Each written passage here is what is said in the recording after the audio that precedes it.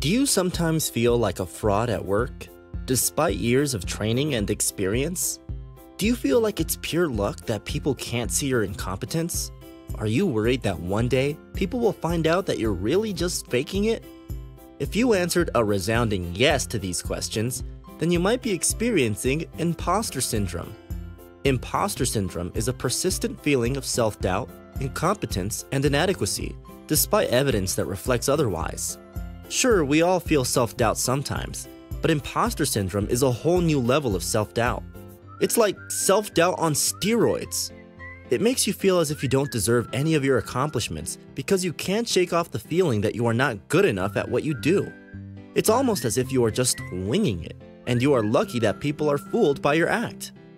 The problem with imposter syndrome is that it can diminish or even completely obliterate joy at work and in life. It can cause burnout, ruin your work-life balance, and impact your personal relationships, leaving you completely exhausted, physically, emotionally, and psychologically. So what can you do about it? One way to remedy imposter syndrome is to understand the thoughts that influence your beliefs and behaviors. For example, you may think, I don't deserve this job because I am not qualified to do it. Stop, think, and understand that this is a performance-interfering thought, or a PIT. PITs are triggered by an emotional reaction to a task, such as fear, anxiety, or doubt. Since PITs originate from emotions, they may be void of logic or reason. Therefore, to tackle imposter syndrome, you need to convert your PITs into performance-enhancing thoughts, or PETs. How? Just give your PIT a bit of TLC. Ask, is it true?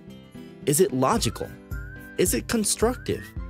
If you think you don't deserve your job because you are not qualified to do it, ask, is it true? Check the evidence. What training or experience do you have on your resume to show that you are qualified to do the job? Stick with the facts, not your self-doubt. Is it logical? Ask whether your thought is logical.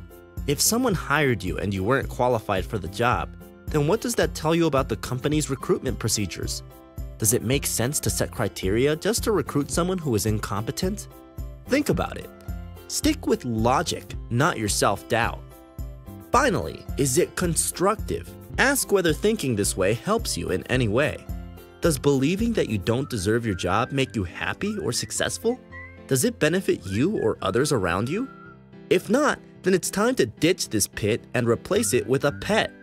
Instead of thinking, I don't deserve my job because I am not qualified to do it, with just a bit of TLC, you can change this thought into, I deserve my job because I am qualified to do it. Got it? Great! You can learn more about imposter syndrome and how to cope with it in Dr. Emee Estacio's latest book, The Imposter Syndrome Remedy. It provides a 30-day, step-by-step action plan to help you stop feeling like a fraud. Based on scientifically proven techniques from applied psychology, this book will help you better understand and manage imposter syndrome. It also comes with a free workbook so you can monitor and track your progress.